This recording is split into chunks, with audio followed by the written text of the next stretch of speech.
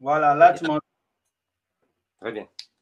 Très bien. Ouais, Bon. ça va, Mando. Comment ça va? Ça Yeah, fait près de yeah. un mois. Alors, On toi? ne s'est pas parlé de ça. Ah, bah, tu disais. Ces Non, temps-ci, j'étais oui, vraiment oui, oui. très chargé avec les Non, activités, l'école, les examens, donc c'était pas ah, facile. ça c'est vrai. Ça, c'est On est vrai. Je toujours comprends dedans comme ça. les occupations, Ouais, le boulot et tout, c'est pas facile, hein. c'est pas facile. Alors, quoi de neuf? Comment ça va de ton côté? Non, c'est bon, mon frère. Tout est vieux, on est là. Il n'y a que Voilà. toi.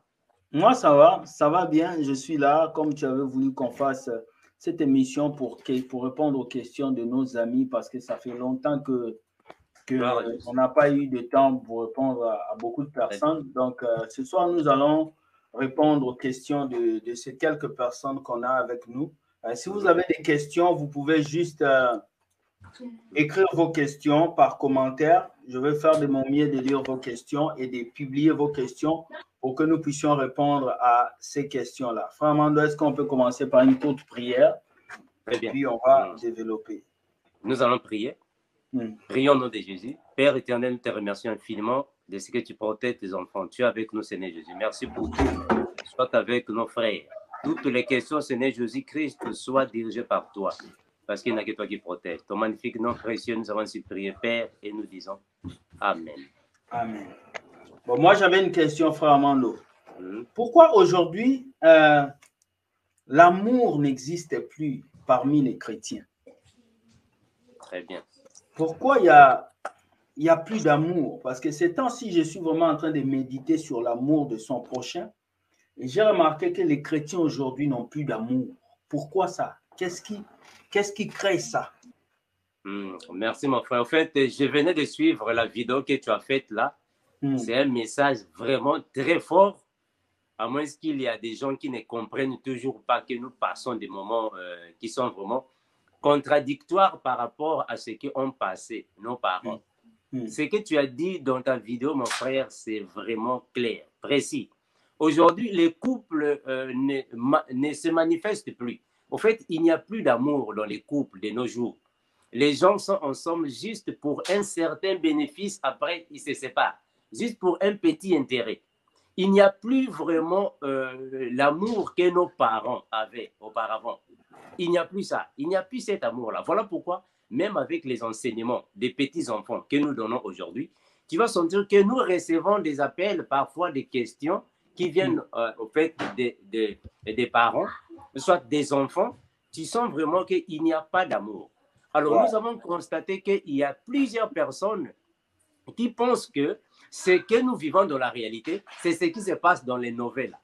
C'est pas ça. L'amour qui se passe dans les nouvelles là-bas, c'est la télévision, c'est la fiction. C'est différent avec la réalité.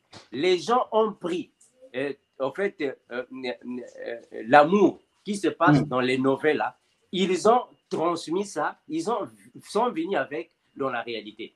Donc, ils ont pris les choses de la comédie, ils ont mis ça dans la réalité. Ça ne marche pas comme ça. Aujourd'hui, c'est maintenant bizarre. Il y a maintenant même les sœurs, les soi-disant sœurs en Christ, avant d'être avec un frère, ils doivent d'abord voir est-ce qu'il est bien habillé, est-ce qu'il a une voiture. Mais mon frère, ça, c'est pas l'amour. Donc, même les chrétiens commencent d'abord à voir l'intérêt. Voilà pourquoi aujourd'hui, on voit même avec beaucoup des hommes de Dieu, des soi-disant pasteurs. La majorité des pasteurs ont des femmes blanches, ou soit des femmes brunes. Si nous faisons ces constats-là, on va voir qu'il y a beaucoup de pasteurs, non plus les femmes, parce que Dieu leur a dit de prendre telle sœur. Ils voient maintenant l'intérêt. Une femme doit être belle, elle doit être d'une belle famille, d'une bonne famille. Ça, ce n'est plus l'amour, ça. Ça, c'est pas l'amour. Mais tout ça, c'est dû à quoi? C'est dû à quoi? Mais, mon frère, c'est dû au siècle présent. Voilà pourquoi l'apôtre Paul nous a dit ne vous confiez pas au siècle présent. La technologie d'aujourd'hui, les gens veulent avoir des femmes présentables devant les gens veulent avoir les femmes qui ont quelque chose. En plus, le diable aussi est venu gaspiller toutes choses, mon frère. Aujourd'hui, le diable maintenant gère les foyers. Ce que nous voyons dans les foyers, c'est ce que tu venais de dire Un homme qui tue ses 2 enfants comme ça. Très bien, mon frère. Il y a aussi l'émancipation de la femme qui est là aussi. C'est l'émancipation de la femme. Ce n'est plus l'homme qui a l'autorité. Donc, les gens de ce monde ont pris l'autorité. Ils ont donné l'autorité à la femme. L'homme a maintenant la soumission. Mais ce n'est pas comme ça. C'est pas comme ça. Donc, ils sont en train de renverser les fondements de la Bible. Ce n'est plus l'homme qui tape sur la table. C'est maintenant la femme qui tape sur la table. C'est l'homme maintenant qui croise les bras. Ce n'est pas ça l'amour, ça. Donc, aujourd'hui, toute chose a changé, mon frère. Le diable a pris la possession. Là où tu vois même qu'on commence à autoriser l'avortement, mon frère, c'est grave, ça. C'est grave. Ils autorisent l'avortement. En France, on a entendu qu'il y a maintenant une loi qui dit que, en fait l'homme dans le foyer peut ou n'est pas être là. La femme peut avoir les enfants à d'autres moyens. Mais c'est satanique, ça, mon frère. Ça, c'est satanique. Ça n'a pas de sens. Ça n'a pas de sens. Hein? Donc, tout ça, alors, ça fait partie. Ce que tu as dit, mon frère, tu as raison. Tu as dit que, en fait, tu as dit que tu n'as jamais vu tes parents se battre, se chamailler. Mais oui, mon frère, c'est ce que nous avons vécu. Je t'assure que c'est ce que moi j'ai vécu. Moi, j'ai fait plus de 30 d'années chez mes parents. Je n'ai jamais vu papa taper maman. Je n'ai jamais vu ça, jamais. D'ailleurs, quand papa parlait avec maman avec autorité, si nous sommes là, papa a honte, maman a honte, ils doivent se cacher. Mais aujourd'hui, ce que nous voyons ici, ce n'est pas ça. Papa tape maman devant les enfants. Maman insulte papa, les enfants sont là, mon frère. Devant tout le monde. Manque de respect. C'est vraiment triste. C'est triste, ça. On a notre première question de la sœur Chantal qui dit est-ce qu'il est normal pour un pasteur de chasser les fidèles de l'église, soi-disant qu'ils sont sorciers? Voilà. D'abord, on doit dire d'abord à ce pasteur-là que l'église ne lui appartient pas. L'église n'appartient pas. D'abord, lui-même, personne ne l'a chassé parce que l'église n'est pas à lui. Jésus a dit dans la Bible que sur toi, je bâtirai mon église. L'église n'appartient pas à quelqu'un. L'église est à Dieu, à Jésus. Personne ne peut chasser quelqu'un dans l'église sans qu'il n'y ait pas les procédures bibliques. Il faut suivre les procédures bibliques. Alors, si déjà nous avons dans une église les sorciers, est-ce que le sorcier est plus puissant que le pasteur? Non. Mais non. On doit chasser ces lots-là, ces esprits sataniques. On ne peut pas chasser un frère parce que... La distance n'éloigne pas la sorcellerie. Mon frère. Mais donc, si vous chassez... c'est ce que beaucoup de gens pensent. Il y a plusieurs personnes, ils quittent l'Afrique, ils vont en Europe disant que moi, j'ai fui les sorciers de la famille. Mais vous êtes dans l'ignorance. Dans la sorcellerie, il n'y a pas de distance. Il n'y a pas de distance. Donc, ça, ce n'est pas une solution. Ce n'est pas une solution. On doit plutôt faire la prière de délivrance à un frère ou une sœur afin que la sorcellerie quitte. Parce que nous sommes plus puissants que les sorciers. Voilà. Merci beaucoup. On a une question. J'avais reçu ça quand j'ai mis la fiche. La personne demande comment maintenir l'onction de Dieu dans sa vie en tant que serviteur de Dieu. Ça veut dire, en tant que serviteur de Dieu, tu es dans le ministère. Comment est-ce que tu peux maintenir l'onction? Est-ce que l'onction peut diminuer? L'onction peut partir? L'onction peut grandir? Comment est-ce que tu peux maintenir cette onction que Dieu a mis en toi? Bon, nous savons que le Seigneur Jésus nous a appris dans la Bible qu'il y a 5 vierges folles qui vont perdre alors leur onction. Nous comprenons qu'ils vont perdre alors la lampe. Il y a la lampe qui va diminuer alors. Alors, lampe là symbolise l'onction. Nous disons oui, l'onction diminue. L'onction diminue. Et pour ça, il n'y a pas de débat à faire parce que l'onction est comme la lampe. On te donne une lampe, il faut savoir comment brancher la lampe afin que la lampe continue d'être allumée. Alors, si vous abandonnez la lampe, au lieu de faire ce que la parole demande, vous partez dans l'impudicité, les plaisirs de ce monde. La lampe va diminuer, ça c'est sûr. Alors, pour maintenir l'onction, on doit continuer à garder notre vie de sanctification. C'est ça ce qui compte. On doit continuer avec la vie de sanctification, chercher la paix, mettre en pratique la parole de Dieu sans pourtant se détourner de la parole. Là, on va conserver l'onction parce que c'est comme une lumière. Ok, dans ce que le frère Armand a dit, c'est vrai, parce que je vois l'onction comme, je vois l'être humain comme un récipient. Donc, un récipient qui doit être rempli.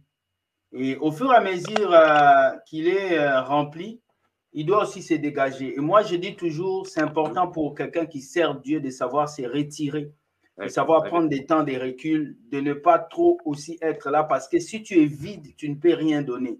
Alors, c'est souvent, en tant que serviteur de Dieu, tu dois te retirer pour quelques jours de prière, quelques jours pour que Dieu puisse te remplir encore. Parce que quand tu donnes, tu perds. Alors, quand tu perds, tu dois te rajeunir encore, c'est important. Donc, c'est ça. Ayez des moments d'intimité avec Dieu, c'est ça qui augmente l'onction. Ayez des moments de partage, de lecture de la Bible, c'est ça qui est important. Amen. Il y a une question, Nadine Mas qui dit, mon frère, j'ai été contacté par une organisation qui réside au Canada qui nous a dit que Jésus est de retour et se trouve en Chine. Jésus commence maintenant à aller là-bas en Chine. C'est triste, hein? Tu vois, donc ça c'est Internet aujourd'hui, comme je dis toujours aux gens, Internet aujourd'hui, c'est pas Internet qui est mauvais. C'est ce que les gens font d'Internet qui est mauvais. C'est comme mon téléphone. Mon téléphone n'est pas mauvais. Tout le monde peut avoir ses téléphones. Très bien. Mais c'est ce que tu fais avec qui compte. C'est ce que tu fais avec. Qu'est-ce que tu fais avec? Parce que tu peux faire des mauvaises choses avec, comme tu peux faire des bonnes choses. Alors, quand on vient te dire que Jésus est en Chine, maman me dit, il a pris quel avion? Parce que nous, on sait que Jésus est dans nos cœurs. Maintenant, il est parti seulement en Chine. On se demande pour maintenant, l'église est toujours ici.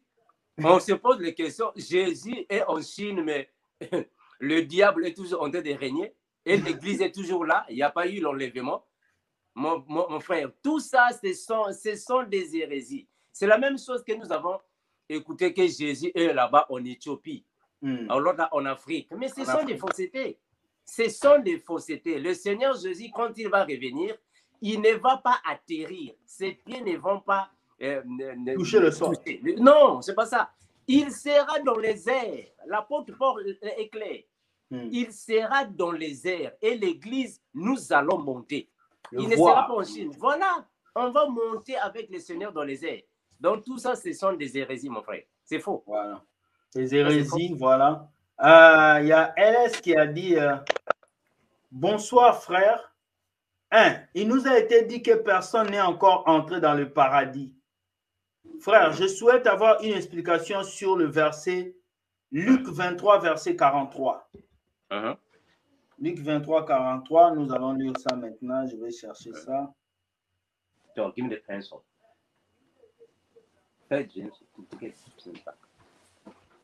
Luc 23, 43. Voilà, Luc 23, 43 nous dit, je te le dis en vérité, aujourd'hui, tu seras avec moi dans le paradis. Il a dit que nous savons que personne n'est arrivé au paradis. Mais comment Jésus avait dit à cet homme-là qu'il sera au paradis? Qu'est-ce que ça veut dire? Ok, mon frère, merci. D'ailleurs, je ne sais pas si c'était une sœur. Merci. Au fait, j'avais déjà fait une vidéo sur ça. En réalité, le mot paradis ne signifie pas forcément là où est Jésus. Paradis signifie un lieu de délices, un lieu de merveille, un lieu de paix et de consolation. C'est ça le paradis. Je peux dire que Paris, c'est un paradis. Mais je ne dis pas que c'est à Paris que Jésus est. Non. New York, c'est un paradis. Là-bas au Québec, il y a des places qui sont comme le paradis. Paradis signifie un lieu de bonheur, de délices. Alors, quand Jésus dit au voleur que tu seras avec moi aujourd'hui au paradis, il ne s'agit pas du paradis là où se trouve le trône de Jésus. Le lieu de repos aussi, c'est un paradis. Alors, il faut voir ça maintenant dans la Bible originale hébraïque, parce que les Bibles que nous avons, ce sont des traductions. Ils ont traduit la Bible en français, mais les premiers mots bibliques n'étaient pas en français, c'était en hébreu et grec. Alors, en hébreu et grec, le paradis signifiait tout simplement un lieu de bonheur, de paix, de consolation. Alors, tous ceux qui sont morts actuellement se trouvent dans le lieu de repos. Ils attendent l'enlèvement de l'Église. Ok. Merci, mon frère. Ok. Bon, la question a été répondue. Je pense que moi aussi, j'ai une question. Ma question est celle-ci.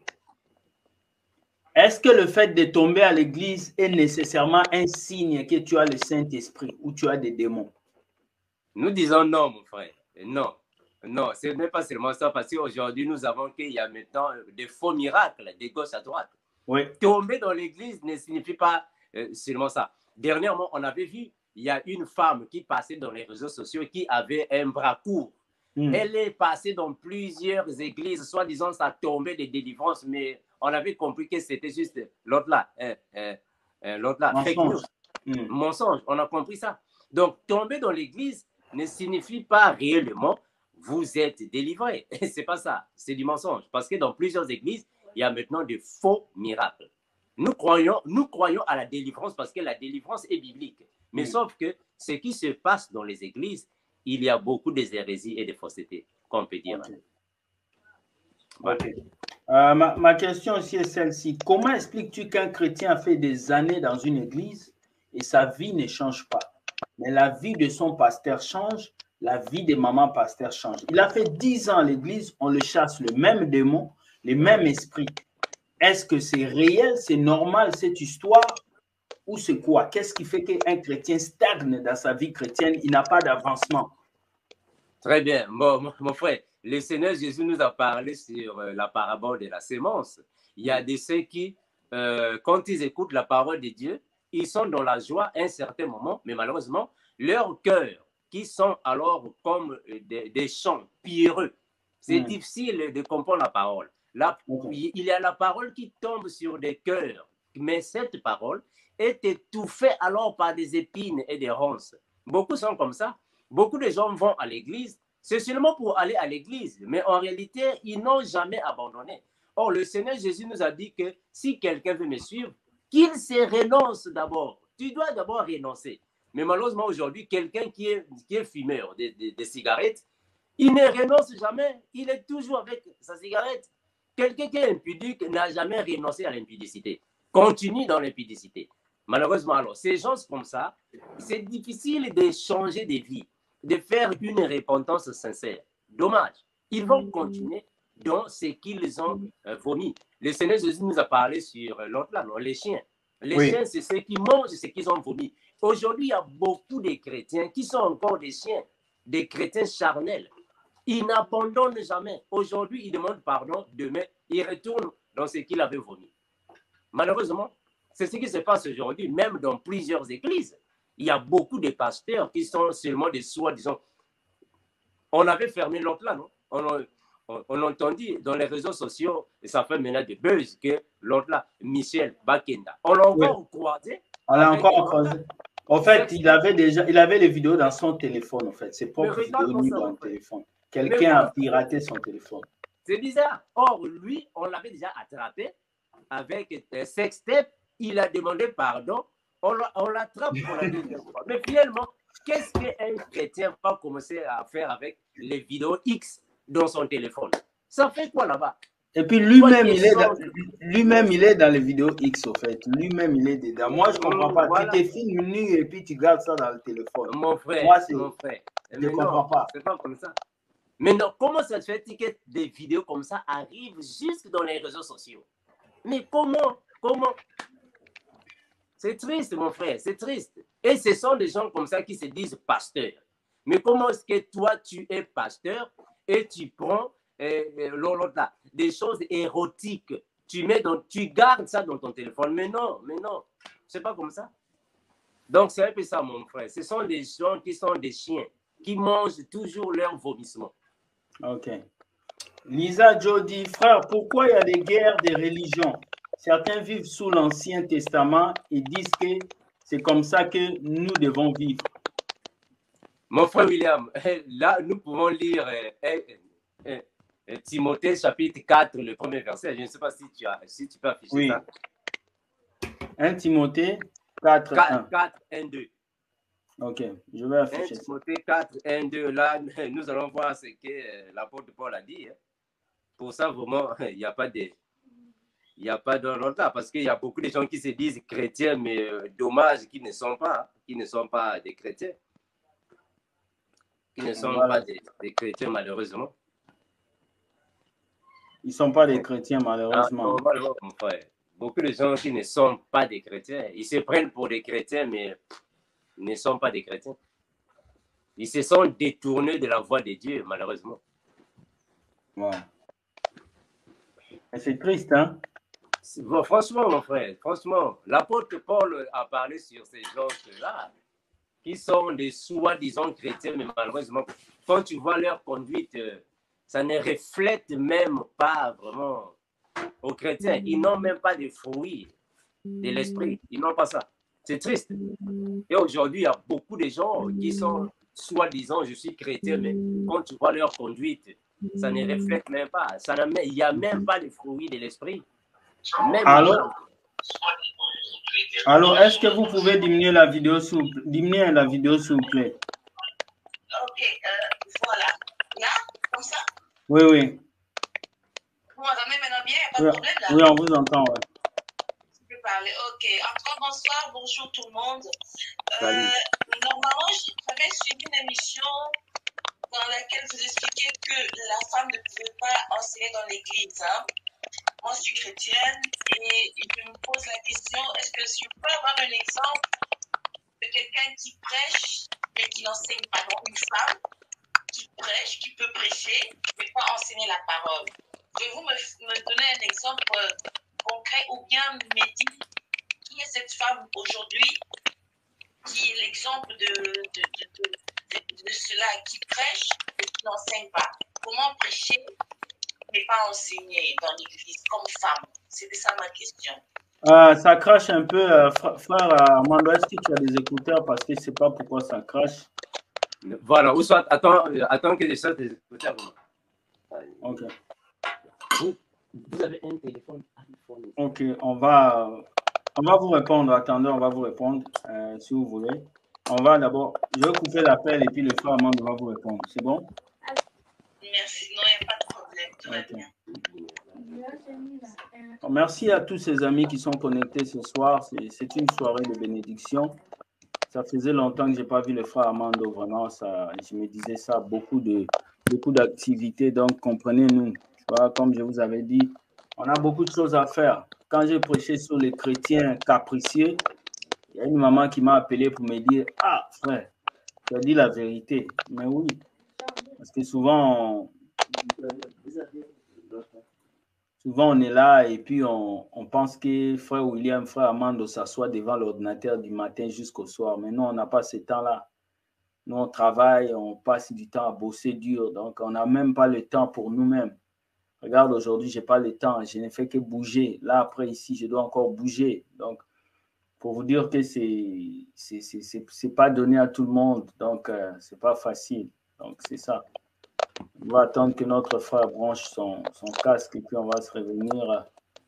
Je pense que pour la prédication, tout est écrit dans la Bible, tout est bien dit dans la Bible. Hein. La femme peut pas enseigner, elle peut prêcher, mais elle ne peut pas mettre les bases, comme le frère Armando le disait. Les bases, ce sont les piliers de la parole de Dieu. Ces piliers-là, Dieu a donné cette image-là à l'homme. Mais aujourd'hui, dans ces siècles présents, on voit des femmes qui prennent autorité sur des hommes. On voit des femmes qui dominent sur les hommes. Et la plupart de ces femmes-là, quand tu regardes dans leur vie, elles ont une vie désordonnée avec leur mari. Ça tourne mal, elles ne sont pas soumises. Et c'est cet esprit-là qui règne aujourd'hui dans la vie de plusieurs sœurs en Christ. Les sœurs en Christ, elles ne sont plus douces. Alors que la femme, ce qui caractérise une femme, c'est la douceur. Et si une femme n'a plus de douceur, ça va être difficile.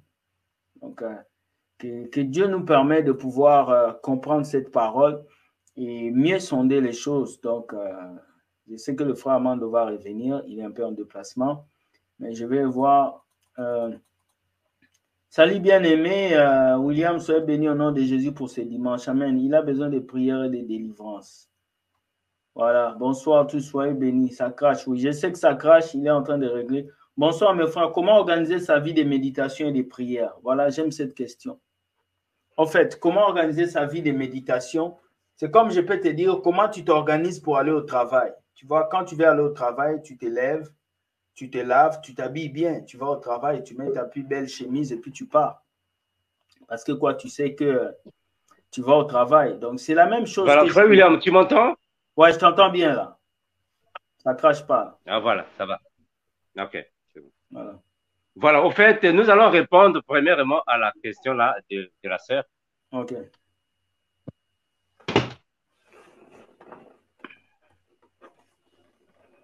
Voilà, donc la sœur a posé avec des exemples concernant une femme qui prêche, mais qui n'enseigne pas dans la Bible. Est-ce qu'on a ces exemples-là? Alors, c'est quoi prêcher et c'est quoi enseigner? C'est voilà. Deux choses que beaucoup de chrétiens mélangent aujourd'hui. Et je pense qu'on va avoir une réponse concrète sur ça ce soir. Voilà, au fait, il y a une confusion que plusieurs personnes font. Là, j'utilise un autre téléphone, vraiment, supportez-moi. C'est pas grave, c'est pas grave. Voilà. En fait, il y a une confusion que plusieurs personnes font par rapport à ce que l'apôtre Paul a dit, que je ne permets pas à la femme d'enseigner. On va éclairer ça avec quelques versets bibliques. En fait, l'apôtre Paul a dit ceci: je ne permets pas à la femme d'enseigner dans l'assemblée des saints. C'est-à-dire que la femme ne peut pas prendre de l'autorité sur l'homme. Ce que l'apôtre Paul interdit, c'est que la femme prenne l'autorité sur l'homme. C'est à partir de là. Mais on n'a pas dit que la femme ne peut pas prêcher. On n'a pas dit cela. Parce que la femme peut prêcher les femmes comme elle. On va prendre Tite. Hein. Nous sommes dans Tite. Je ne sais pas, frère William, si tu peux afficher ça. Tite, ouais, chapitre. Voilà. Si nous prenons Tite, chapitre 2. Oui. Si nous prenons Tite, chapitre 2, le verset 3. Tite 2, verset 3. Voilà. Si nous prenons Tite, chapitre 2, prenons le verset 3. OK. Je vais l'afficher tantôt. Je suis en train voilà. de chercher. Parce qu'il y a beaucoup de gens qui confondent ça. L'apôtre Paul n'a pas interdit à la femme de ne pas prêcher, mais il interdit à la femme de prendre de l'autorité sur l'homme. C'est-à-dire qu'enseigner les hommes et prendre de l'autorité sur les hommes. Mais la femme peut prêcher les femmes. La femme peut prêcher les femmes. C'est pas mauvais. Mais il y a une différence entre prêcher et enseigner. Ça, c'est vrai. Parce que enseigner, c'est poser les fondements. Ça, c'est enseigner. Poser les fondements du christianisme. Ça, c'est enseigner. Décortiquer la parole pour poser les fondements. Ça, c'est l'enseignement. La prédication, c'est prononcer les merveilles de Dieu. Annoncer les bienfaits de Dieu. On a vu Marie. Marie avait prêché. Prêcher ne signifie pas être là devant les gens. Non. Prêcher signifie tout simplement prononcer les merveilles de Dieu ou annoncer les bienfaits de Dieu. Ça, c'est prêcher. Et tout le monde peut prêcher. La femme peut prêcher, mais pas pour prendre l'autorité sur les hommes. Okay. Tite 2.3. Tite 2.3 dit que les femmes âgées doivent aussi avoir l'extérieur qui convient à la sainteté, n'être ni médisantes, ni donner au vin, qu'elles doivent donner de bonnes instructions. Très bien. Continue, mon frère. Elles doivent donner de bonnes instructions. Oh, continue, mon frère. De bonnes instructions. Dans le but d'apprendre aux jeunes femmes à aimer leur mari et leurs enfants. Voilà. C'est ça. L'apôtre Paul dit que les femmes peuvent donner des instructions. Quand nous prenons d'autres versions, on va voir que c'est bien dit que la femme peut enseigner, prêcher. Mais elle va prêcher qui? La femme prêche les femmes.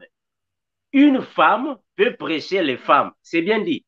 Dans le but d'apprendre aux jeunes femmes à aimer leur mari. Donc, on n'a pas interdit la femme d'une manière complète, mais c'est dans le sens de ne pas prendre de l'autorité sur les hommes. On peut aussi prendre aussi le proverbe, mon frère. Le proverbe, oui. Proverbe. Voilà, je vais prendre ça. Enseignement de ta mère. Voilà, on peut prendre aussi proverbe pour prendre un verset biblique.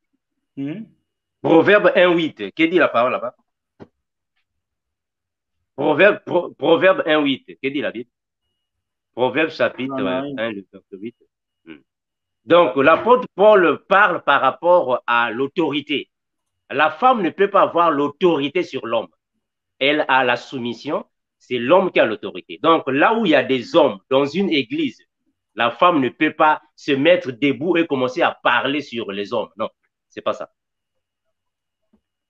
Proverbe 1, verset 8 nous dit: écoute mon fils, l'instruction de ton père et ne rejette pas l'enseignement de ta mère. Ah voilà, c'est bien clair. Mon fils, écoute l'instruction de ton père et n'abandonne point l'enseignement de ta mère. Donc, on n'a pas interdit à la femme d'enseigner ou de prêcher, non. Mais l'apôtre Paul est précis. Il a dit ceci: je ne permets pas à la femme d'enseigner dans l'assemblée des saints. Il est clair. Il a dit dans l'assemblée des saints. Mais à la maison, la maman doit enseigner ses enfants. C'est clair, il n'y a pas de débat, mon frère, c'est clair. Je pense que les chrétiens ne comprennent pas ça et aujourd'hui tu as... Mais oui, très bien, mon frère. Très bien. On va passer à une autre question pour ne pas rester là. Il y a notre frère Djarébé qui dit: bonsoir mes frères, comment organiser sa vie de méditation et de prière?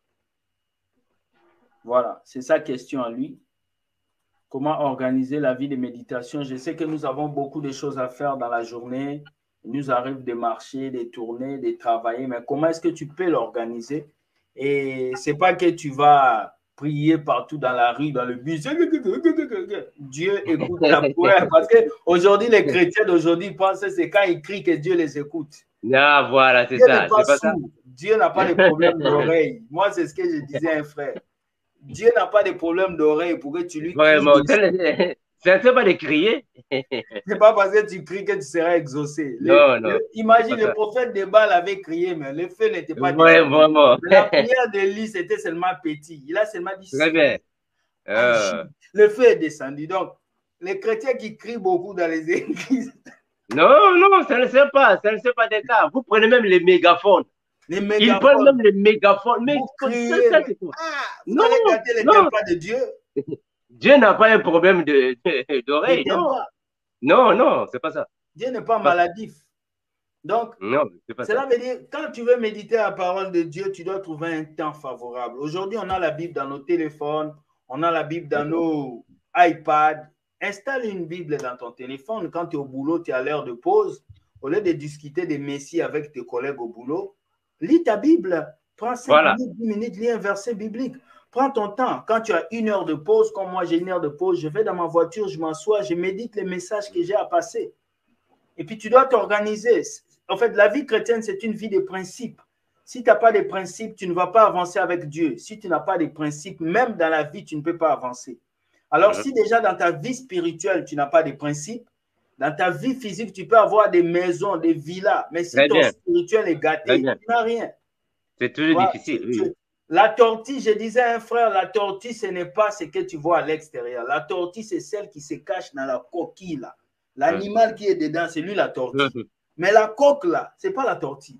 Donc, tu vois, les chrétiens, ce n'est pas le physique, là, que vous voyez. Le chrétien, c'est l'intérieur. C'est le bagage spirituel que tu portes. C'est ça que le diable craint. Le diable ne craint pas ton corps, tes muscles. Non, il n'a pas peur de ça. Le diable a peur de ton intérieur. Plus ton intérieur est lourd, plus le diable, lui, tremble. Plus quand tu pries pour les gens, les vies des gens sont touchées. Voilà, emmagasine ton intérieur, nourris ton âme, nourris ton esprit. Ton âme est forte, ton esprit est fort, ton corps va suivre ton âme et ton esprit. Frère Amando, tu as quelque chose à dire? Voilà, en fait, c'est ce que le frère William venait de dire. Hein? L'organisation dépend de toi. En fait, la Bible ne nous donne pas des méthodes de s'organiser pour avoir une vie de sanctification. Cela dépend de ton horaire, ton emploi du temps, ta façon de marcher. C'est à toi de s'organiser. Tu peux prier à des heures de ta disponibilité, en fait. Ça dépend de toi. Donc, il n'y a pas vraiment de mesures. Cela dépend de la disponibilité de chacun. Ça peut être dans ta voiture, à la maison, pendant que les enfants ne sont pas là, pendant que la distraction n'est pas, tu te concentres. Puis tu fais tes prières, ta méditation, tu mènes ta vie de prière, c'est ça. Donc, ça dépend de la situation de chacun. Ça dépend. Voilà. On a une question de la sœur LS. Luc 9, verset 29 à 31. À la transfiguration, on vit Élie et Moïse avant l'arrivée de notre Seigneur dans le séjour de mort, où nos frères étaient retenus. Moïse représente le temps de la loi et que représente Élie. Tu as compris? Bon, oui. Bon, au fait, la transfiguration de Jésus n'est rien d'autre que l'autre là, n'est rien d'autre que la préfiguration de tout ce qui s'est passé. En fait, quand nous entrons dans les révélations, on va comprendre que Moïse symbolise juste Jésus, parce que Élie, c'est le Père. Il symbolise le Père. Et nous comprenons à cela que ces deux prophètes qui étaient revenus en Israël, ce sont ces deux prophètes qui reviendront également après l'enlèvement de l'Église. Parce que Moïse et Élie, ce sont des prophètes que Dieu avait choisis pour revenir, pour donner la grâce au peuple d'Israël après l'enlèvement de l'Église. Là, on va parler sur les 144 000 d'Israël. C'est eux qui vont, en fait, leur esprit, qui vont alors revenir pour donner la grâce en Israël. Donc, tout cela n'était que des préfigurations du retour de deux témoins, ou soit les deux prophètes qui reviendront après l'enlèvement de l'Église. Ok.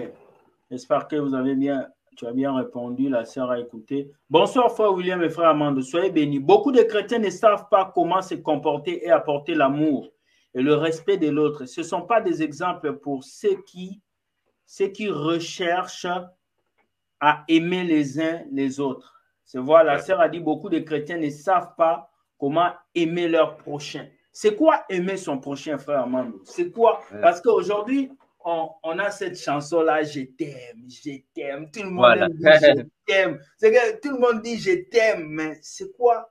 C'est quoi quand tu dis à quelqu'un je t'aime, mon frère? C'est quoi aimer quelqu'un? C'est quoi aimer son frère ou sa sœur? Voilà, merci d'abord la sœur Iguette.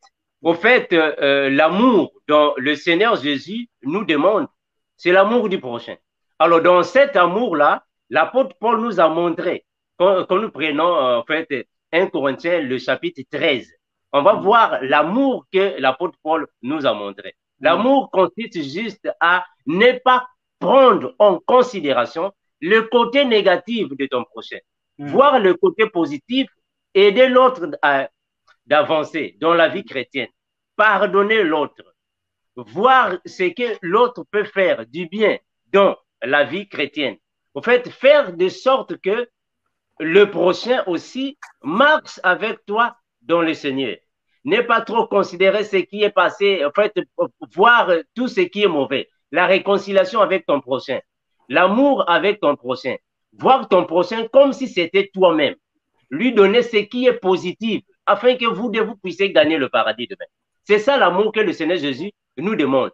L'exhorter quand il est dans les faussetés, lui reprocher dans les seigneurs, lui parler avec douceur. C'est ça l'amour du prochain. Ce n'est pas voir quelqu'un dans le mal et tu lui encourages de continuer dans le mal. L'apôtre Paul nous dit que quand tu vois quelqu'un, ton frère, dans le mal, il faut l'approcher, dis-lui que ça et ça n'est pas bon, enseigne-lui la parole, montre-lui le côté positif et vous avancez ensemble dans la réconciliation. C'est ça l'amour du prochain que le Seigneur Jésus nous demande à nous. Alors, quand quelqu'un ne partage pas la même foi que nous, là vraiment, on doit lui conduire dans les prières jusqu'à ce que Dieu lui fera grâce de nous rejoindre. C'est tout ce que nous pouvons faire. Voilà. Email nous dit, bonsoir mes frères, j'ai une question. Que pensez-vous du mariage spirituel entre un homme et une femme? Mariage spirituel, qu'est-ce que mariage spirituel? Comment? Donc, il y a le mariage physique et le mariage spirituel. Comment? Bon, au fait, nous, ce que nous savons, en fait, d'après le mariage, ce que la Bible nous apprend, c'est l'union. L'union entre l'homme et la femme. Alors, nous savons que, spirituellement parlant, il y a une union qui est là entre l'homme et la femme. Alors, bon, je ne sais pas quel genre de mariage spirituel, parce que dans le domaine satanique aussi, il y a ce qu'on appelle par le pacte. Parce que nous avons l'alliance. Et dans le monde satanique, il y a ce qu'on appelle par le pacte. Bon, je ne sais pas c'est de quel mariage spirituel. C'est dans le sens du pacte ou dans le sens de l'alliance, l'union. Il faut que la personne précise. Donc, est-ce que, ML, si tu peux préciser ta question, parce que là, on n'en revient pas. Il y a Alex qui dit « Bonsoir les frères sur plateau. À la fin de l'émission, vous pouvez prier pour ma mère et mon frère qui ont tout perdu dans l'incendie de leur maison il y a 2 jours. » Donc, il y a 2 jours, son père. On va prier pour toi après. Rappelez-moi ça.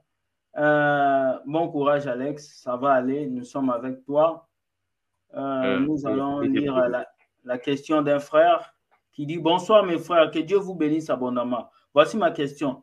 Je fais beaucoup de rêves où je vois mon pays natal, la Guadeloupe. Je voulais savoir pourquoi. » Il rêve qu'il voit son pays natal alors qu'il est peut-être en France ou dans un autre pays. Est-ce que le fait de rêver ton pays tout le temps, ça peut avoir un problème ou bien c'est quoi, frère Amando? Bon, spirituellement parlant, ça a à voir avec des liens de famille. Mais attention, on ne dit pas que, en fait, parce qu'il y a beaucoup de gens, quand ils entendent les liens de famille, ça leur fait déjà peur. Non, c'est pas ça. Ils parlent déjà de mots sorciers. C'est ça, non. En fait, ce n'est pas forcément ça. Parce que spirituellement parlant, la case de départ nous symbolise les liens forts des familles. C'est-à-dire que bon, là où vous avez grandi, peut-être vous êtes né, vous avez laissé plus de relations, plus de liens par rapport à là où vous partez. Alors, la case de départ nous symbolise l'attachement que nous avons envers la famille.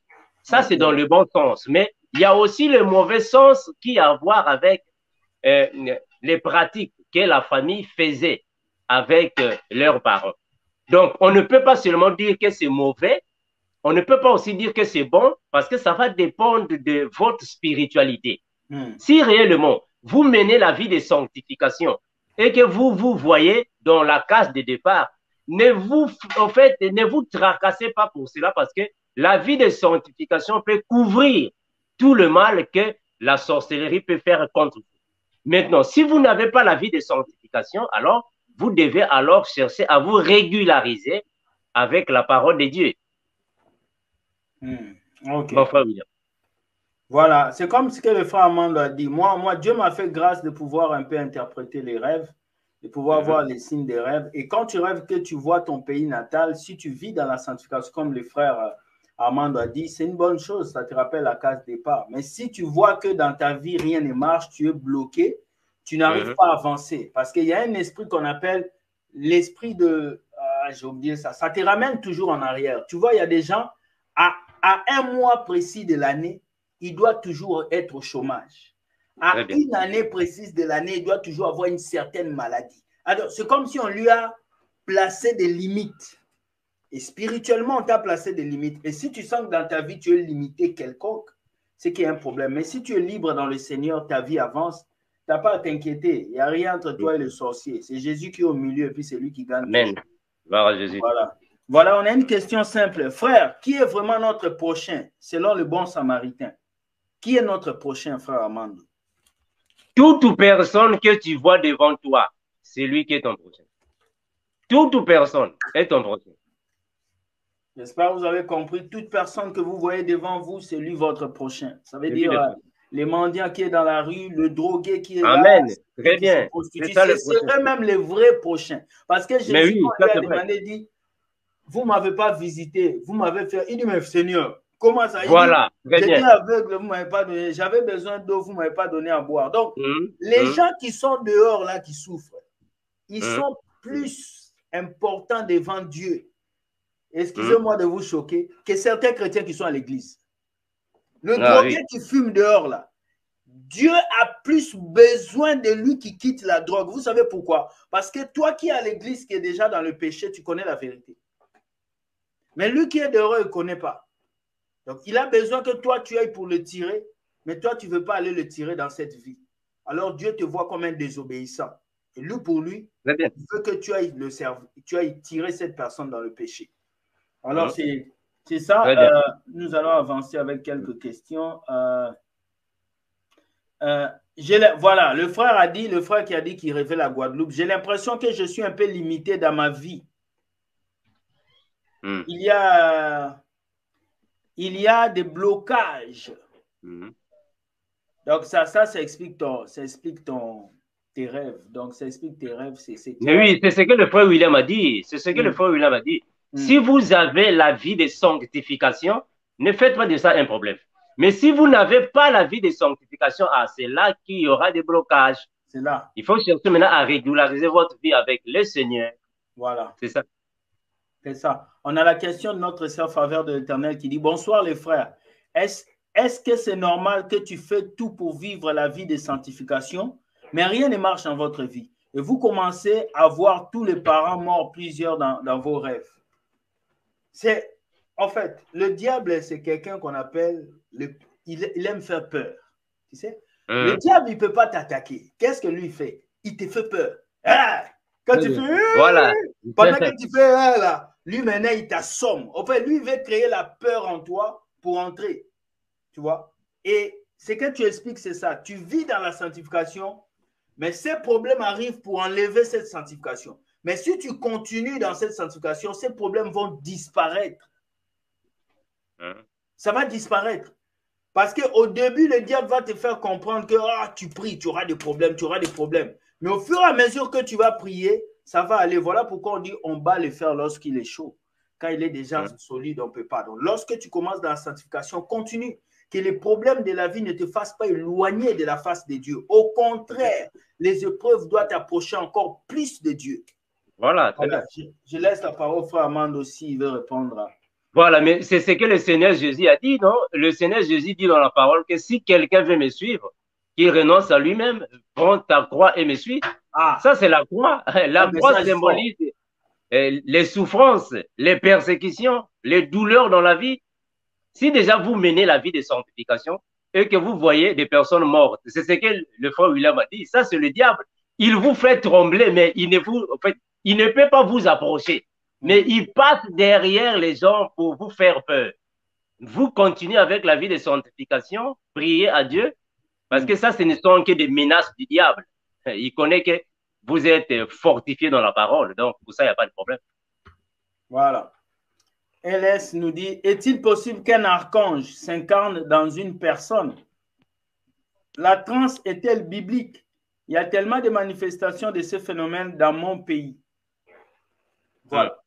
Est-ce qu'un ange peut s'incarner dans une personne? Voilà, mais au fait, dans la Bible, on a vu ça, non? On a vu les anges, l'autre là, s'incarner. Mais c'est ce qu'on appelle par la théophanie, l'incarnation. C'est possible. Un ange peut s'incarner, oui. La Bible nous en parle. Il y a plusieurs versets bibliques. On a même vu, la Bible nous a parlé sur les anges déchus qui sont devenus des démons. C'était des anges, mais qui ont pris l'apparence humaine pour venir alors se mettre avec les filles de la terre. Nous disons oui, c'est possible.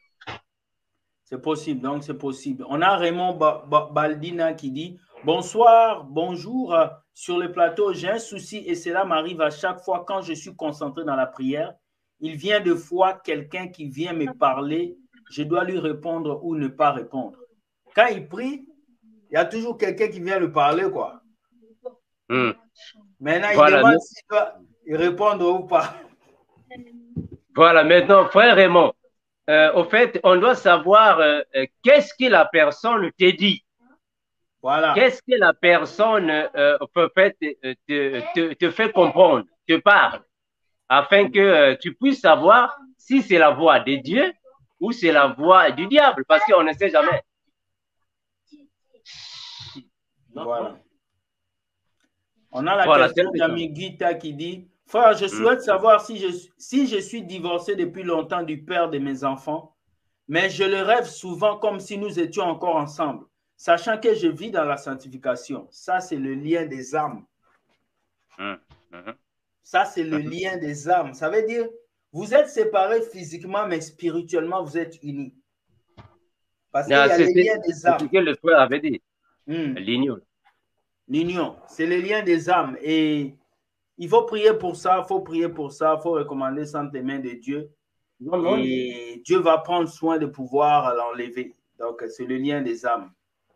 Il n'y a pas beaucoup à dire sur ça, là. Je ne sais pas si le frère... voilà, il y a une question d'Emel, il dit, je complète ma question. Mariage spirituel dans le sens du pacte et d'une alliance spirituelle. Oui. Ah, voilà. Là, maintenant, c'est clair. Là, c'est clair. Là, maintenant, c'est clair. Voilà. Là, c'est clair. Normalement, en fait, en réalité, nous avons le mariage. Le mariage est physique. Dès que le mariage est physique, alors, dans le monde spirituel, il y a ce qu'on appelle par l'union. Dans cette union-là, vous formez une seule chair. Alors, une fois que vous allez rester ensemble, tout ce que vous allez dire, il y aura de l'impact dans le monde spirituel. Quand vous allez vous séparer, il faut qu'il y ait alors des raisons qui vont vous pousser à un divorce, soit vous vous séparez dans le bon. Si déjà l'homme et la femme avaient des pratiques sataniques pendant leur mariage, ces sataniques vont vous suivre. C'est ça qu'on appelle par les liens. Les liens vont vous suivre. Or, s'il n'y avait pas de pratiques sataniques, c'est fini, c'est fini. Il y a divorce, c'est fini. Chacun est libre. Parce que la Bible nous dit que dès qu'il y a divorce entre, en fait, le couple, il n'y a plus de lien, vous n'êtes plus liés. Parce qu'il y a divorce. Quand vous n'avez vraiment pas fait des choses négatives, oui. Alors, quand le mariage devient juste dans le spirituel, là maintenant, ça devient maintenant des liens. Et ces liens-là doivent être rompus. Ça doit être rompu par la prière, les jeûnes, pour que tu te sépares, parce que c'est de l'oppression. Et vous savez, la semaine prochaine, je vais parler de l'oppression.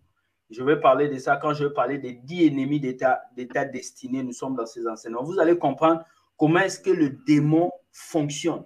Dieu m'a permis de pouvoir expliquer ça dans la vidéo. Vous allez voir que le diable ne t'attaque pas physiquement. Le diable t'attaque d'abord dans tes pensées. Voilà. Quand il attaque tes pensées, et quand il attaque tes pensées, il utilise tes yeux, tes oreilles. Les deux armes du diable pour détruire, c'est les yeux et les oreilles. Écoutez ce qu'il avait dit à Ève.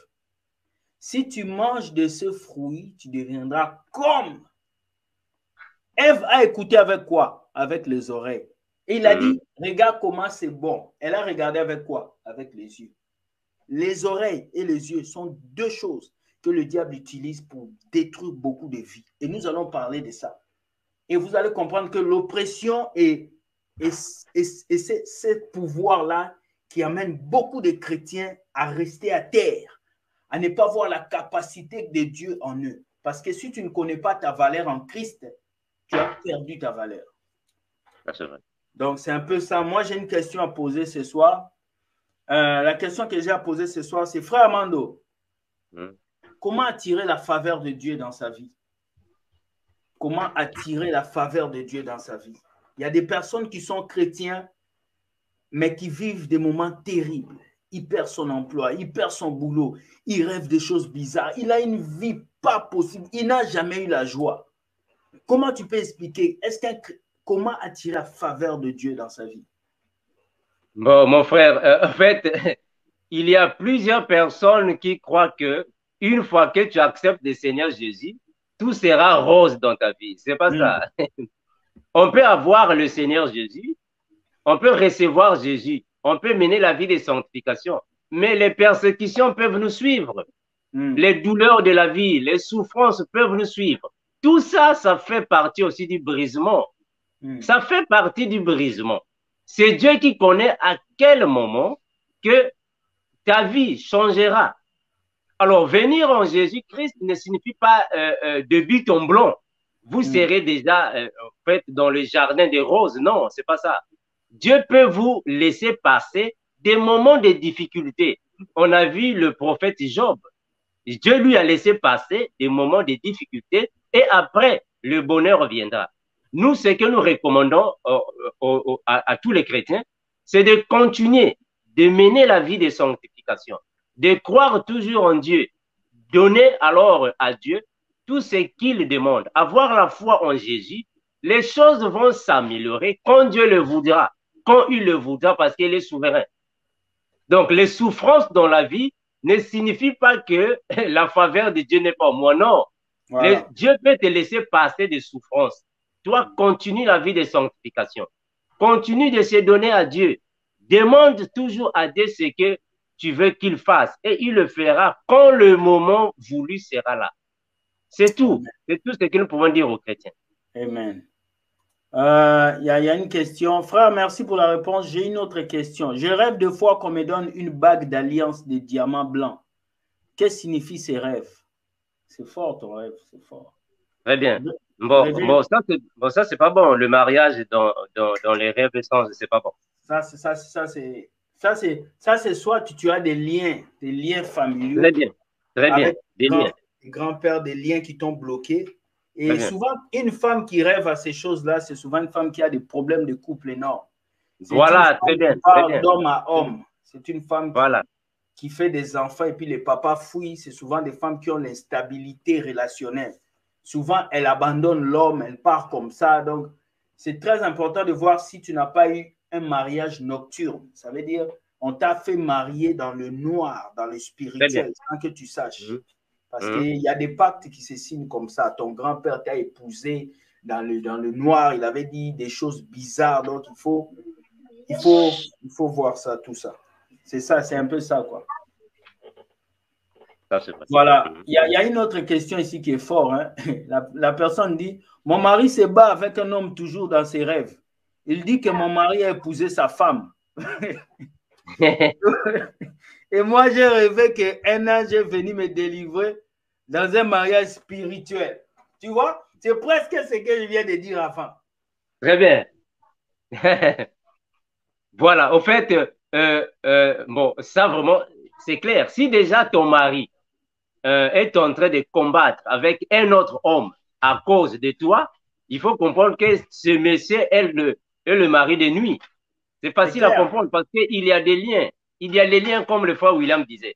Il y a des liens qui se font parfois dans la famille à votre insu. Il y a des choses qui se font parfois que vous ne vous rendez pas compte, ou soit parfois que vous faites sans vous rendre compte. Ça, c'est le mari des nuits. Parce que nous croyons qu'il y a le mariage aussi nocturne qui est là. Il y a le mariage nocturne. Alors, quand déjà il y a un ange qui vient vous délivrer, ce qui veut dire que vous devez continuer avec la prière. C'est à partir de là que vous aurez votre délivrance. Voilà. Donc, il y a une personne qui demande, bonsoir, frère William, frère Armando. Peut-on prier et dire retour à l'envoyeur? Mais qu'est-ce que la Bible nous dit? La Bible dit bénissez, priez pour ceux qui vous persécutent. On doit prier pour eux. Normalement, on ne peut pas, en fait, on ne peut pas prier contre quelqu'un. Mais on prie toujours pour quelqu'un. Et toutes les bénédictions reviennent à nous. On ne peut jamais demander à Dieu de faire du mal à quelqu'un. Non. Qu'est-ce que la Bible dit? La Bible dit, à moi la vengeance et la rétribution. Donc, laissez ça en Dieu. On ne peut pas prier comme ça. Le retour à l'homme. Non, non, non, non, c'est pas ça. La Bible nous dit, on doit prier pour ceux qui nous persécutent. On doit les aimer. On doit prier pour eux. Donc, nous disons non. Ce genre de prière n'est pas chrétien. Ce n'est pas vraiment une prière chrétienne. Non. Nous disons non. OK. Voilà. Notre frère demande, je me suis marié en 2014.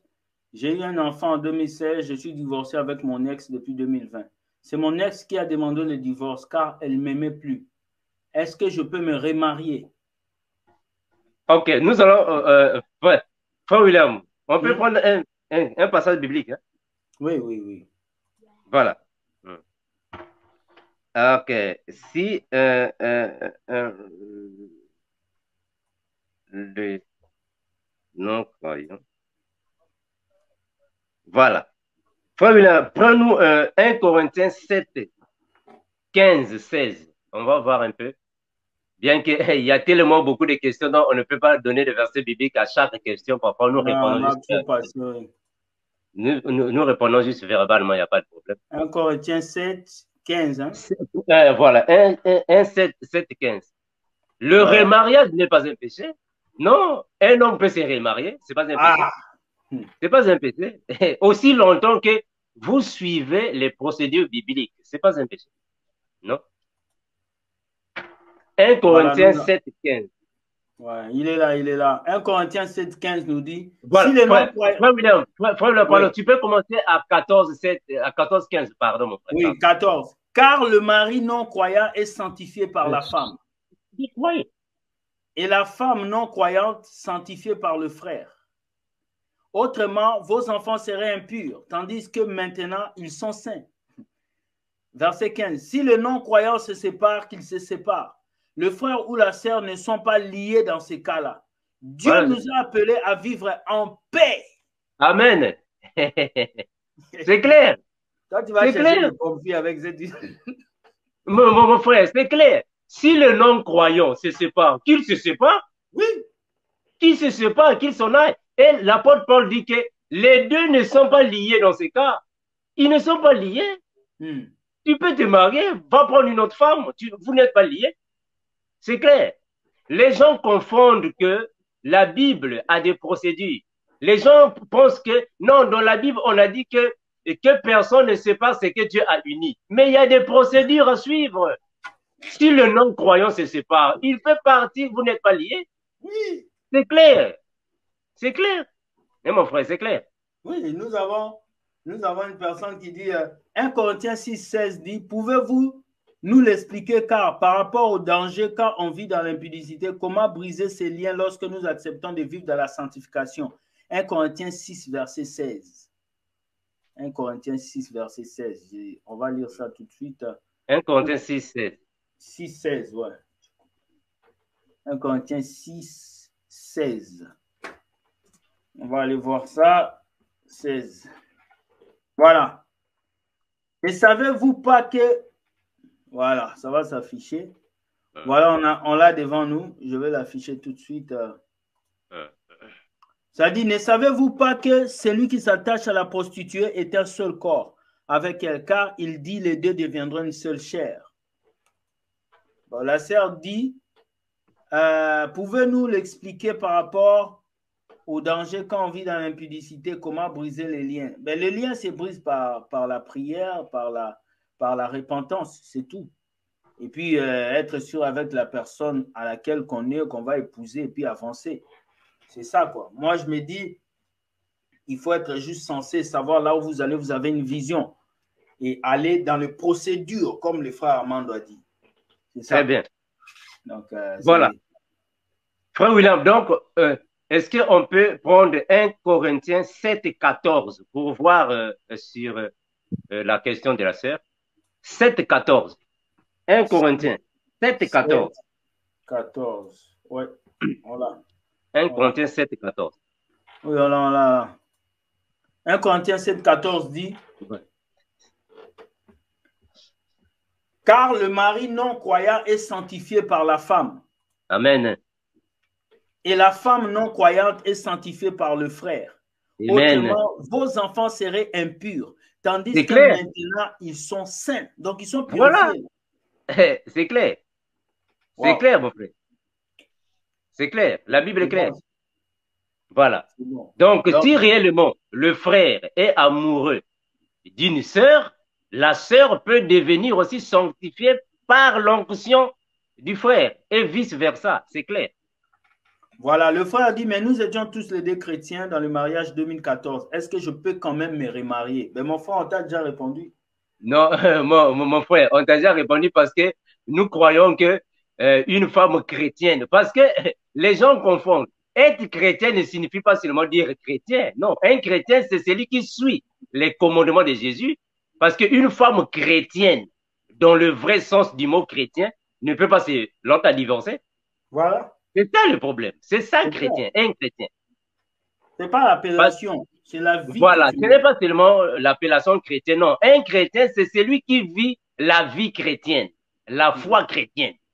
C'est elle qu'on appelle chrétien. Mais malheureusement, aujourd'hui, il y a des gens qui se nomment, bon, je suis chrétien, mais ils vivent dans l'impudicité.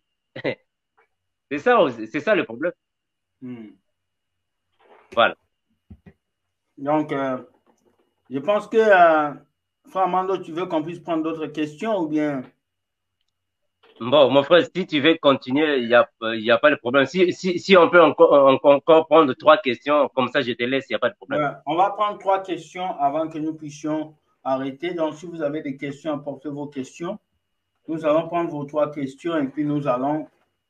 Voilà, il y a une question. Bon, j'ai fait un rêve. J'étais comme au ciel et j'étais en train d'aider un groupe de personnes habillées en blanc, en train de construire des maisons en or. Et l'or pur et la peinture étaient de l'or pur. C'est un rêve, hein? Oh oui, c'est un rêve. Bon, apparemment, c'est pas mauvais. C'est pas mauvais.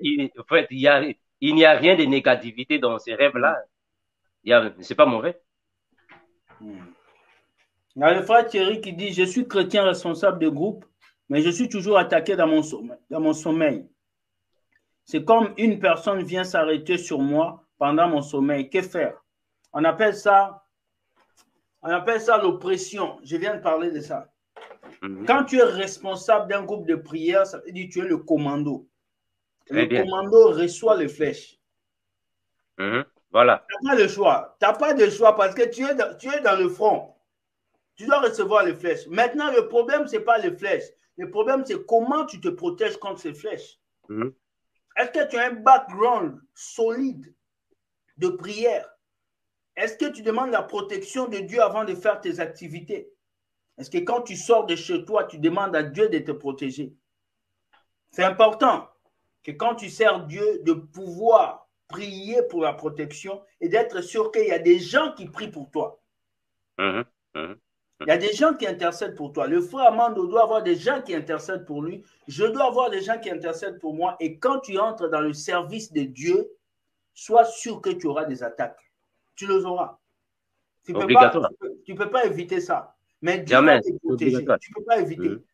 Donc, cette personne qui vient te toucher dans le sommeil ne doit même pas te toucher. Si tu te touches, c'est qu'il y a une porte d'ouverture. Tu dois chercher dans ta vie quelle est la porte d'ouverture que tu as ouverte. Et prier que Dieu ferme cette porte et que ces attaques ne puissent pas toucher à ta vie. Je ne sais pas si le frère Amando a quelque chose à dire. Bon, merci frère Thierry pour la question. Bon, moi aussi, je dirige, soit je suis aussi berger de plusieurs personnes.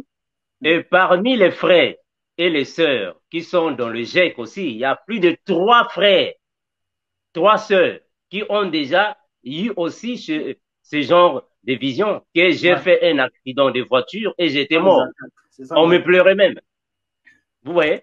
Donc, ce sont les attaques qui arrivent parce que nous, quand nous faisons des prières, des délivrances, les démons ne sortent de ces personnes-là et ne nous laissent pas en paix aussi. Donc, toi-même, tu dois d'abord être prêt avant de faire des prières de délivrance parce qu'il y aura aussi des retours. Mais avec ces retours-là, comme le frère William a dit, le diable ne fait que nous menacer. Et nous ne pouvons jamais avoir peur du diable. On va continuer avec le combat. Ça, c'est juste une façon de nous faire peur. Mais nous continuons avec le combat. Donc, tu ne peux pas baisser les bras. Il faut continuer de prier, intercéder pour les autres parce que c'est la mission que Dieu t'a donnée. Voilà. Il y a une personne qui a dit, frère, depuis que je vis dans la sanctification, je suis beaucoup attaqué spirituellement. Des fois, j'ai peur, je dois continuer des prières, mais oui. Mais oui, très bien. Mais tu vas faire quoi? Mais oui, tu dois continuer. Si tu arrêtes, tu vas tomber. C'est le diable qui te fait peur. Très bien. Mais oui, il te fait peur. D'ailleurs, si tu laisses, ça sera encore le pire. Il faut continuer. Tu dois continuer, mon frère. Tu ne peux pas laisser. Non, ne laisse pas. Il faut continuer. Très bien. Voilà. Et il y a Jean-Luc qui dit, ils disent souvent les chrétiens divorcés ne peuvent pas se remarier.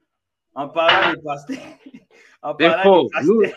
Nous disons que c'est faux et archi faux.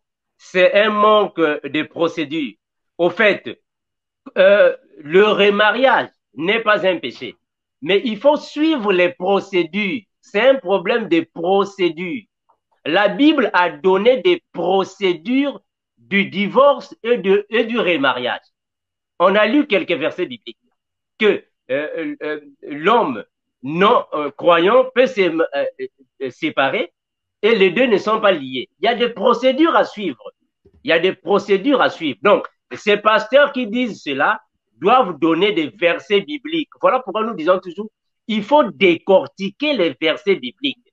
Parce qu'il y a des procédures à suivre. Le remariage n'est pas un péché.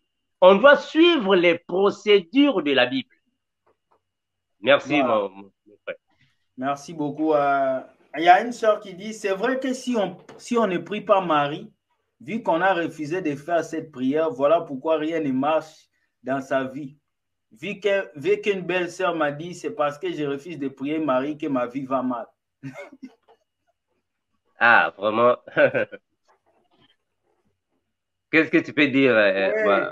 Moi, j'ai demandé qu'on m'apporte une version, on dit qu'il faut prier Marie. Jusqu'aujourd'hui, je n'ai pas eu. Ça fait 2 ans, j'attends la réponse. Moi, j'attends cette réponse. Prier pour Emma, prier pour avoir un mari, c'est ça?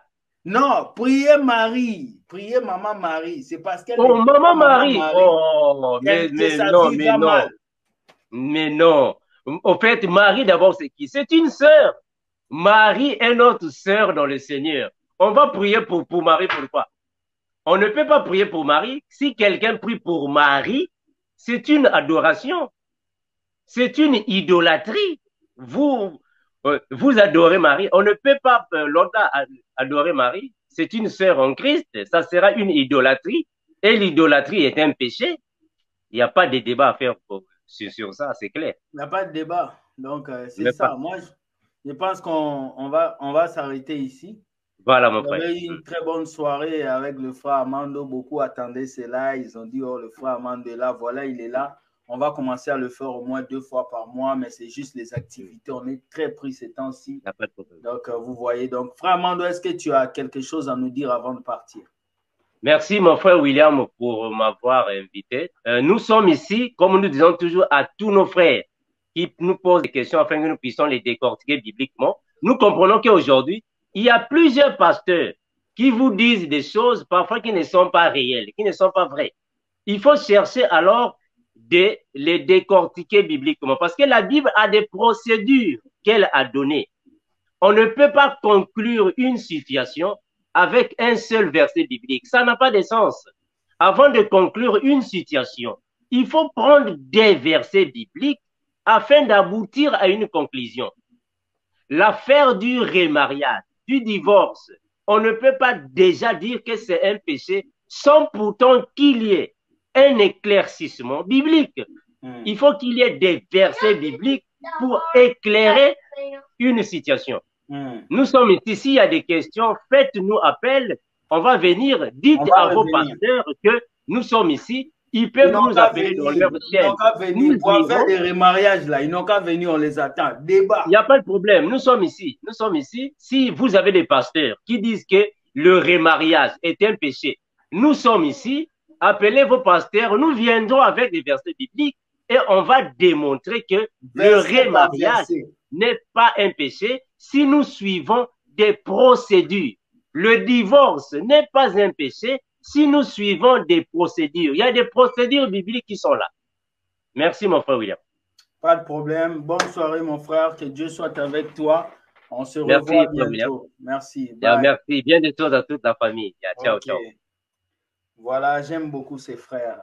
Les gens ont crié, Monsieur William avec les frères, moi, nous vont se battre. Jamais! Ça, c'est jamais!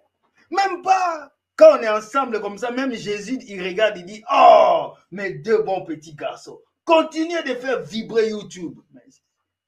C'est pas de notre faute. Hein? Allez dire aux antilopes que le lion ne s'arrête pas quand l'antilope crie. Hein? Le lion ne s'arrête pas. Certains, vous avez vu, dans les chaînes sont bloquées. On avait dit ça en 2021. Tu touches à Will Gospel, tu touches au frère Armando, aux gens qui disent la vérité. Ta chaîne va fermer. Clair. C'est clair. Il n'y a pas, je sais ce que je fais avec Dieu. Je connais la prière que je fais avec mon Dieu. Avant de venir sur YouTube, j'ai plié mes genoux. J'ai dit des choses à Dieu. Alors, lorsque je viens faire une vidéo pour dire la vérité au peuple de Dieu, je fais cette vidéo avec confiance. Je sais que mon Dieu est là. Je sais qu'il fait quelque chose. Hein? Donc, c'est la vie. Vous êtes bénis parmi tous les peuples du monde entier. Que Dieu soit avec vous, que la grâce de Dieu soit avec vous. Comme je vous ai dit, moi, je suis vraiment fatigué, cassé. Je vais aller me reposer. Mais que la puissance de Dieu vous entoure et que seul La main de Dieu se manifeste dans vos vies. Alors, je vais prier pour finir cette vidéo. Seigneur, je prie, bénis ces gens qui ont suivi cette vidéo. Bénis-moi, bénis le frère Amando. Ce n'est pas facile de trouver du temps, mais permets-nous toujours, Seigneur, d'être là pour encourager nos frères. Au nom de Jésus-Christ, amen. Voilà, j'avais un message à donner. Nous avons une nouvelle chaîne YouTube qui arrive dans quelques jours. La chaîne YouTube sera appelée Will Gospel Ministry Couple. Voilà, Will Gospel Ministry, entre parenthèses, couple. C'est une chaîne qui va parler de tout ce qui est relation chrétienne, fiançailles, tout ce qui est relation entre parents, entre enfants. Cette chaîne va voir le jour dans quelques jours. Alors, quand cette chaîne va être mise en place, ça va être une chaîne qui sera que pour les sujets des couples. Il y aura des pasteurs qui vont venir, des couples qui viendront donner leur témoignage. Il y aura des émissions qui vont parler de comment gérer ses fiançailles quand on est chrétien. Il y aura des émissions qui vont parler de comment aimer son prochain. Parce que nous avons vu qu'il y a des coachs qui se sont apparus sur les réseaux sociaux qui ont commencé à bousiller les chrétiens. Même des chrétiens quittent leurs églises pour aller prendre des conseils chez des coachs qui ne prient pas, qui ne lisent pas leur Bible, qui ne connaissent pas Dieu. Alors on a dit maintenant on va apporter les conseils de Dieu concernant la Bible pour les couples. Il y a des personnes qui sont clés, qui seront choisies pour diriger ces émissions sur cette chaîne. Alors préparez-vous. La chaîne va être mise en place bientôt. Vous allez aller vous abonner pour permettre aux jeunes qui vont se mettre dans les relations de comprendre. Parce qu'aujourd'hui, les gens se marient comme ça, à tête et à queue. À tête et à queue. Les gens se marient à tête et à queue et les gens ne comprennent pas. Donc, dans ces émissions-là qui seront sur cette chaîne, on va vous expliquer toutes sortes de choses. Des connaissances aux fiançailles, des fiançailles au mariage, comment aller tout droit. C'est quelqu'un qui m'a conseillé et j'ai proposé à cette personne, je lui ai dit, s'il te plaît, je veux que tu puisses gérer cette chaîne. Donc, je suis en train de parler avec la personne pour que cette personne gère la chaîne. Donc, vous qui êtes là à la recherche d'un mari, d'une femme, nous allons parler de ça. Donc, d'ici 2 semaines, la chaîne sera mise en place. Il y aura des vidéos bibliques concernant les couples que les personnes vont venir faire. Il y aura des vidéos sur la jeunesse. Comment est-ce que tu peux vivre ton célibat en tant que jeune? Comment est-ce que tu peux avancer dans ta vie chrétienne avec ta fiancée étant jeune chrétien? Donc, toutes ces choses, ce sont des choses qu'on va établir peu à peu pour que ça se passe bien. Donc, j'espère que c'est une bonne nouvelle pour nous tous. Je tiens à remercier le groupe Couronne de Vie. Je vous dis, le groupe Couronne de Vie fait un travail fantastique. Je n'ai jamais vu de personnes assidues comme ça, comme le groupe Couronne de Vie. Waouh! Je suis toujours dans le groupe et je regarde comment est-ce que le message de groupe passe. Couronne de Vie Afrique, bravo.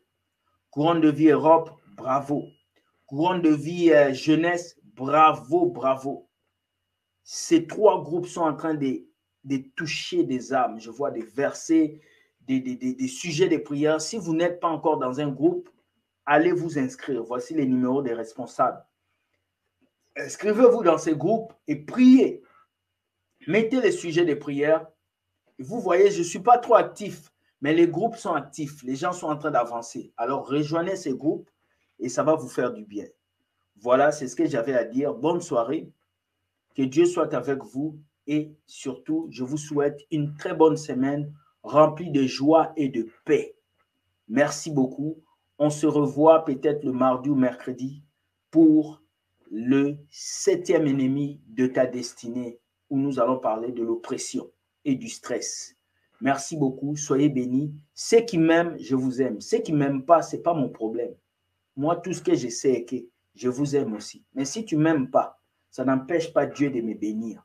Ça n'empêche pas cette chaîne d'avancer. Ça ne m'empêche pas de payer mes factures. Donc, ta haine va te tuer. Là où tu es là, la haine va te tuer. Parce que pendant que toi, tu m'haïs, moi, j'avance. C'est ça le problème. Soyez bénis, bonne soirée et bye.